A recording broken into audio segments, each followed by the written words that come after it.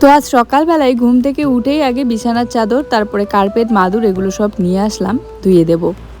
বিছানার চাদরটা তো 2 দিন হলো ধোয়া হয়েছে, কিন্তু কার্পেট মাদুরগুলো অনেক দিন হয়ে গেল ধোয়া হচ্ছে না, তাই একটু সার্ফের জলে ভিজিয়ে নিয়ে এই যে কেচে দিচ্ছি।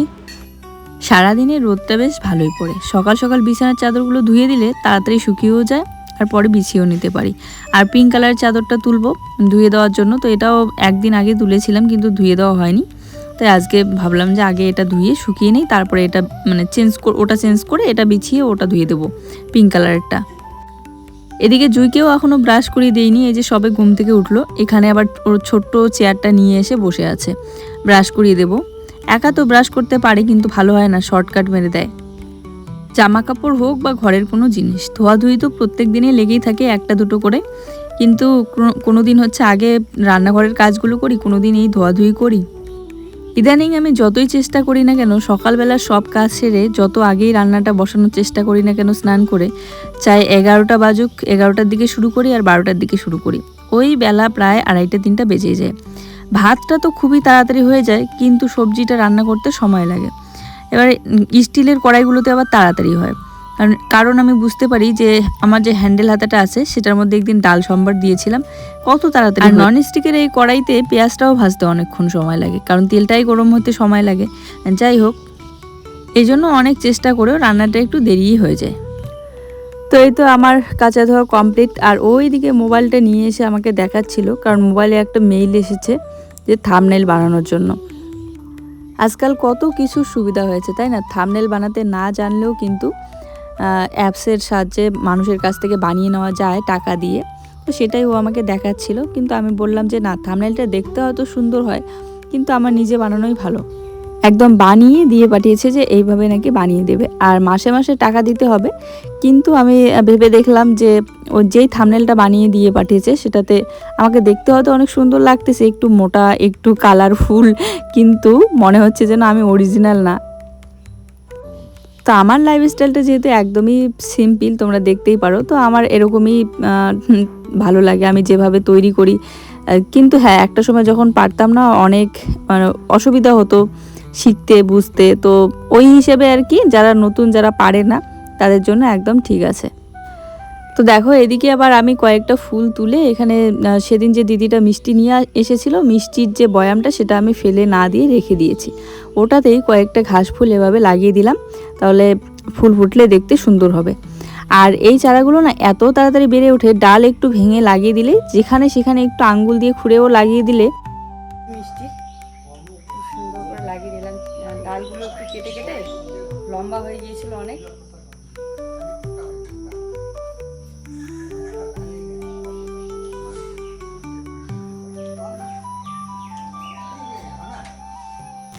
আমি প্রত্যেক দিন চেষ্টা করি একটা দুইটা করে নতুন চারা লাগানোর, আর যদি যখন চারা পাই না তখন এখান থেকেই খুঁজে দেখি কোথাও ছোট্ট চারা গাছ গজিয়েছে কিনা। আর জুয়ের পাপা এসে বলে যে প্রত্যেক দিন কী কী যে লাগাবে। তো যাই হোক, এখানে গতকালকের একটুখানি সুজি ছিল, জুয়ের জন্য অল্প একটুখানি সুজি বানিয়ে নিচ্ছি। সুজি খেলে পেটটা ভরা থাকে, আর পড়তে তো অনেকটা সময় লাগে, না হলে বিস্কিট বা জল খেলে ওর খিদে পেয়ে যায় তাড়াতাড়ি, তখন একদম পড়তে চায় না আর অস্থির হয়ে যায়। আর আমাদের জন্য 1 কাপ করে চা বানিয়ে নিচ্ছি। দুধের প্যাকেট একটা নিয়ে এসেছে, লিকুইড দুধ, তো অর্ধেকটা দিয়ে সুজি বানিয়ে নিলাম আর বাকি অর্ধেকটুকু দিয়ে যে চা বানিয়ে নিলাম। আর দেখো, করলাটা কাটা আছে, কিন্তু করলা খেতে সত্যিতে এই করলাগুলো বেশি একটা ভালো লাগে না, লম্বা করলা যেগুলো দেশি হয় একদম ছোট সাইজের, ওগুলো বেশি ভালো লাগে। কিন্তু কেটেছিলাম ভাজা করার জন্য, আর খাই না বলে ভাজাও করা হয় না। এবারে কেটে রাখা সবজি কাউকে দিতেও ইচ্ছে করে না, কাঁচা কেটে রাখার পর কেমন যেন লাগে দিতে কাউকে, গোটা থাকলে দেওয়া যায়। তো আজকে দেখি যদি বানাই তো বানাবো, আর না হলে ওগুলো নষ্টই হয়ে যাচ্ছে করলাগুলো। আর সবজি আবার এদিকে ফেলতে বা নষ্ট করতেও ইচ্ছে করে না, মনটা খুবই খারাপ লাগে, কারণ মাঝে মধ্যে এমন একটা করে সময় আসে যে সবজি কেনাও হয় না, ওই শাক, কচু পাতা, ঢেঁকি শাক এগুলোই খেয়ে থাকতে হয়। আসে সবার জীবনেই এমন একটা করে সময় আসে, হয়তোবা সেই সময়টা একটু পরিস্থিতিটা খারাপ থাকে। যাই হোক, এদিকে শাক আছে, পুঁই শাকটা দেখেই মনে হচ্ছে কখন বানাবো আর খাবো। আর আমার জীবনে তো এমন অনেক দিন এসেছে যে আমরা মাঝে মধ্যে মানে ঢেঁকি শাক ডাল এরকম করেই চলছে অনেকগুলো দিন। তো সকালবেলা চাটা খেয়ে নেওয়ার পর এদিকে ও একটু বাইরে বসে জুইকে পড়া দিচ্ছিল, আর আমি এদিকে ভাবলাম বিছানার চাদরটা তুলে নিই। বসলে তো বসেই পড়াইতে হয়, কারণ আমি যদি একটু সময়ের জন্য উঠি ও আবার পড়া বাদ দিয়ে খেলতে ছুটে চলে যায়, মন থাকে না আর কি। তো এই জন্য বসেই থাকি। সবুজ রঙের চাদরটা তো ধুয়ে দিলাম, এবার ওইটা না শুকানো পর্যন্ত এটাই আবার ঝেড়ে ঝুড়ে বিছিয়ে রাখি।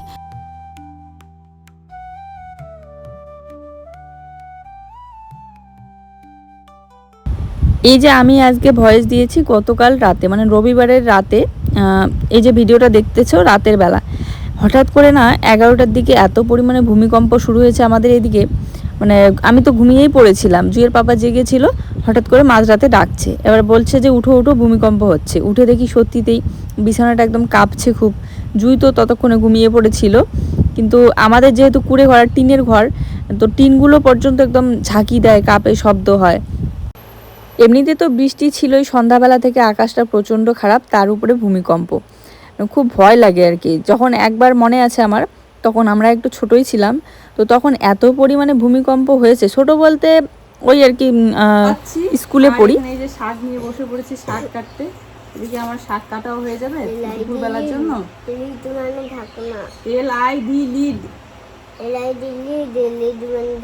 লেগ লেগ বলো তো দেখি। লেগ মানে তারপরে বড় এলাই পিলি পিলি মানে ছোট, এলাই পিলি পিলি ছোট বানান করো, ছয় চাঁদের করে ছোট ছোট। এল দুপুরবেলার জন্য সবজিটা রেডি করা থাকলে তাড়াতাড়ি রান্নাটা করা যায়। ডিলেড ডিলেড মানে বালা, এলাই ডিলেড মানে বালক। ডিলেড মানে বালক, বালক বালক। এলো পিউএস লোটাস, লোটাস মানে পদ্ম ফুল। গুড, তারপরটা বড় হবে বাহ তোমরা আমার সংযুক্ত পদ্ম ফুল, ফলস ফুল ফুল পদ্ম ফুল। এমএটা করো। তো তারপরে এই যে আমি আমার ঘরের কাজ সেরে এসে বসলাম, তারপর ও চলে গেল একটু বাজারে, আর এদিকে শাকও কাটা হচ্ছে আমার, এদিকে কাজও হচ্ছে আর কি।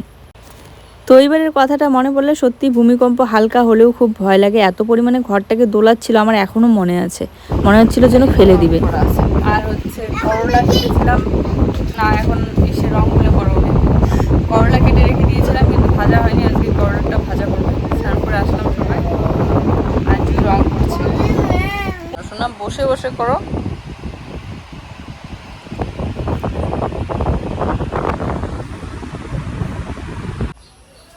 তো দেখো ভাতটা আমি করে নিলাম, এই যে ভাতটা মাড়ি ছেঁকে নিয়েছি, এখানে পুঁই শাকটা কেটেছি শুধু, আলু কাটছে। কেমন গরম পড়ছে, ঘেমে একদম জল বেরিয়ে যাচ্ছে শরীর দিয়ে। আদা কেন দিলা? লাগবে, আদা দেয় মানুষ শাকের। প্রত্যেক দিনের মতো এই যে ডাল হচ্ছে সেদ্ধ, কারণ ডালটা তো করতেই হয় জুইয়ের জন্য, বিশেষ করে গরমে। ডাল সেদ্ধ হচ্ছে, আর দেখাচ্ছে। আর এই যে পুঁই শাকটা জুইয়ের পাপা করেছে আলু দিয়ে, সর্ষে বাটা দিয়ে। আমি এদিকে ভিডিওতে ভয়েস দিচ্ছিলাম, ভালোই হয়েছে দেখে মনে হচ্ছে পুঁই শাকটা।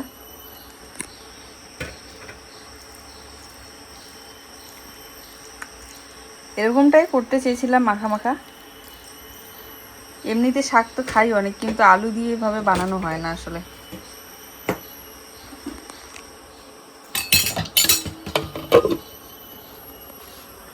তো এখানে ডালটা সেদ্ধ হয়েছে, ডালটা সম্বার দিয়ে নিয়ে তারপরে জুইসোনাকে খেতে দেব।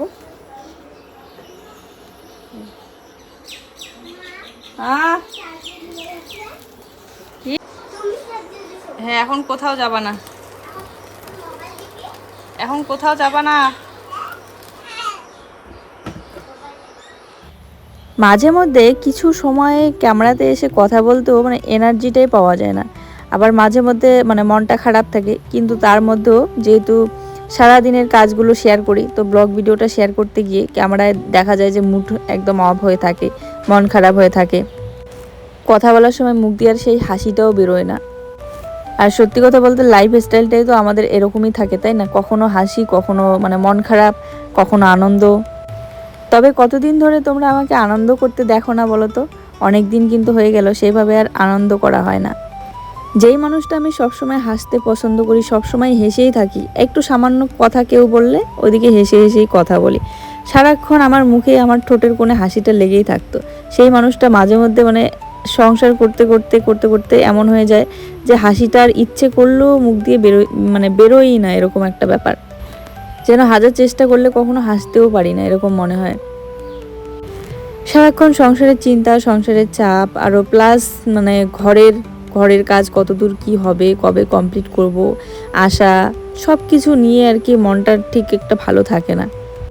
ভালো থাকলেও সেরকম একটা হাসি খুশি আনন্দ আর করা হয় না। আর মাঝে মধ্যে এত কিছু চিন্তা করতে গিয়ে, এত কিছু ভাবতে গিয়ে না মেজাজটাই কেমন যেন খিটখিটে টাইপের হয়ে যায়।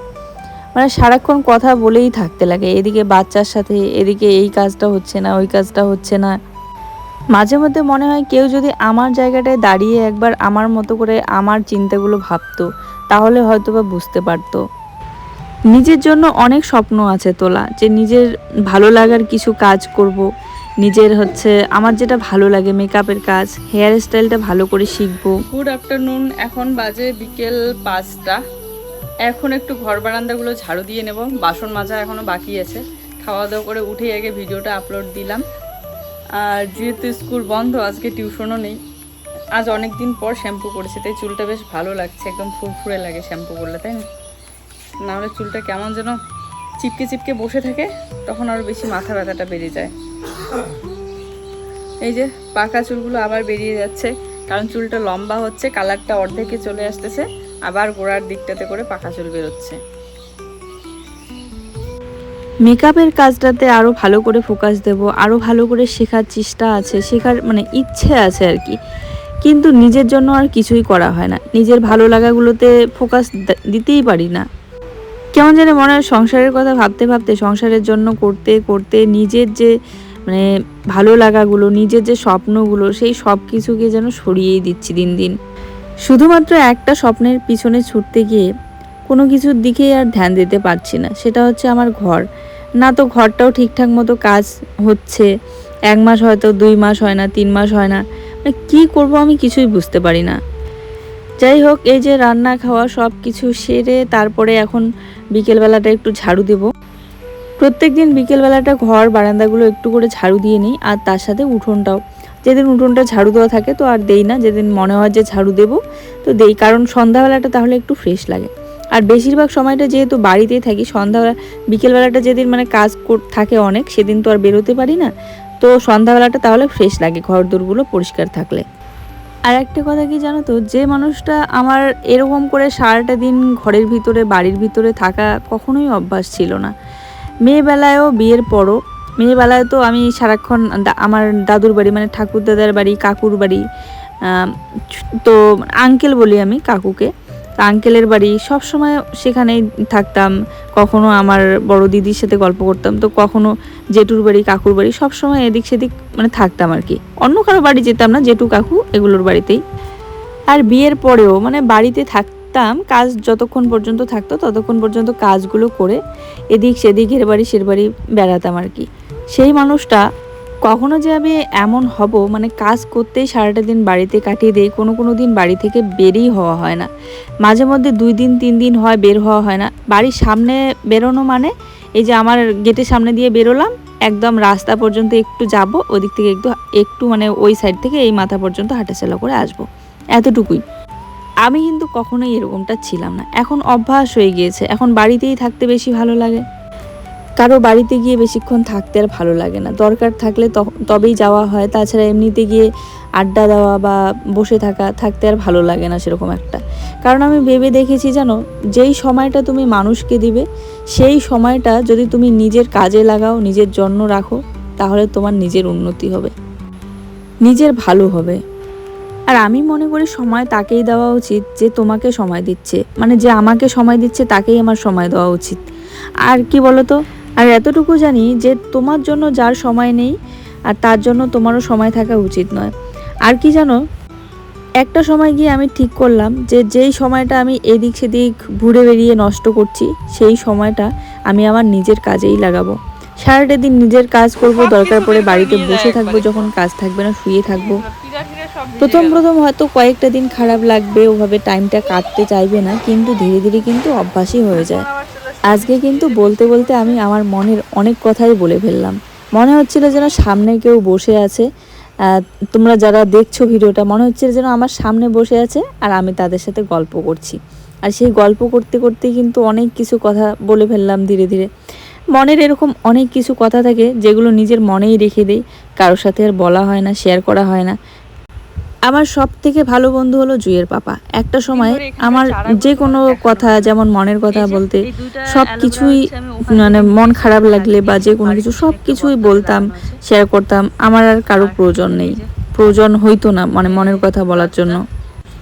কিন্তু এখন জুয়ের পাপাকেও বলি না বেশি একটা, নিজের মনেই রেখে দেই চেপে, কারণ ভালো লাগে না। মনে হয় যে কিছুই বলবো না, থাক নিজের মনের কথাগুলো নিজের মনেই থাক। তবে কি জানো, যখন এই যে ভিডিওতে ভয়েস দিতে বসি, ভয়েস দিতে গিয়ে প্রত্যেক দিন কিন্তু দেখবে আমার ভিডিওগুলো ফলো করবে, একটা ভিডিওতে এরকম অনেক কিছু মনের কথা পাবে না তোমরা। আমার কাজ নিয়ে আলোচনা থাকে, আমার কাজ নিয়েই আমি বলি।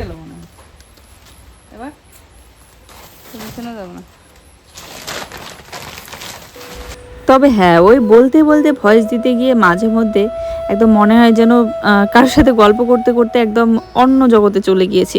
তো সেই সময় আর কি মুখ দিয়ে ভয়েস দিয়েই দেই, যে আমার মনের কথাগুলো মুখ দিয়ে বেরিয়ে আসে। যাই হোক, তোমরা কেউ অন্যভাবে নিও না, আমি আমার মনের কথাগুলো জাস্ট বললাম। তো আজকে আবার এই যে কার্পেটটা গেল ভিজে, তার জন্য আমি শুধুমাত্র মাদুরটাই বিছিয়ে দিলাম। আর যেহেতু 2 দিন ধরে বা একদিন সিমেন্ট দিয়ে মুছলাম, মাটি মাটি ভাবটা আর নেই, তাই শুধু মাদুরটাই বিছিয়ে দিলাম, না হলে ফাঁকা লাগে। আর এই জায়গাটা যেহেতু সন্ধ্যাবেলা হলে একটু বসি, আর সন্ধ্যাবেলাটা জুইকে কোনো কিছু খেতে দিলে এই মাদুরের উপরে বসিয়ে খেতে দেয়। আর বিছানা চাদরটা আপাতত ভাঁজ করে রাখলাম তুলে, আর সবুজ রঙের চাদরটা বিছিয়ে দিলাম।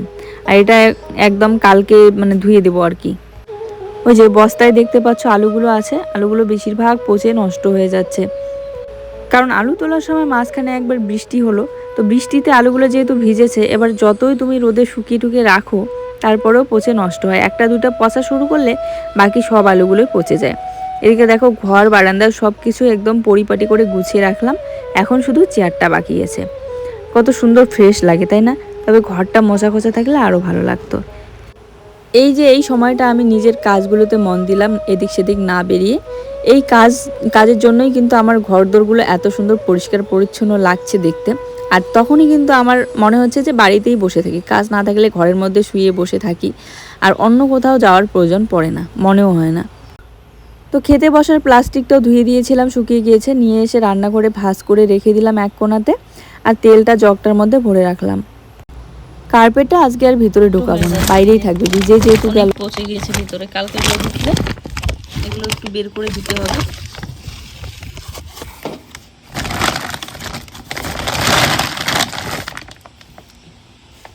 আবহাওয়া বৃষ্টি থেকে এখন আবার বৃষ্টি কমে গেল, কিন্তু এখনও কালো মেঘ আছে আকাশে। দেখো, একটু সামনের দিকে জুইকে হাঁটাচলা করিয়ে নিয়ে আসি। অনেকক্ষণ ধরেই বলছে যে মা চলো একটু বেড়াতে যাই। জুই আমার আগে আগেও কোথায় বা গেল।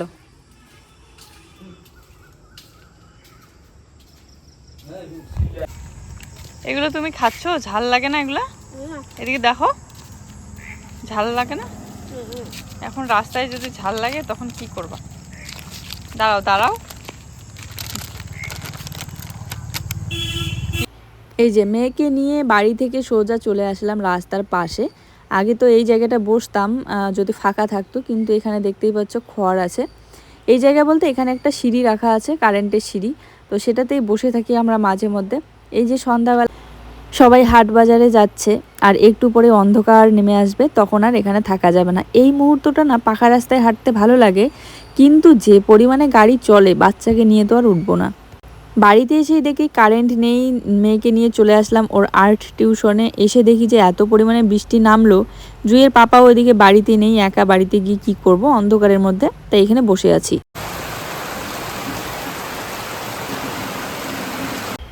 তারপরে তো কারেন্ট চলে গেল, রাতে আর কারেন্ট অনেকক্ষণ পর্যন্ত ছিল না, ভূমিকম্প হয়েছিল। চলো টাটা, দেখা হচ্ছে নতুন ভিডিওর সাথে।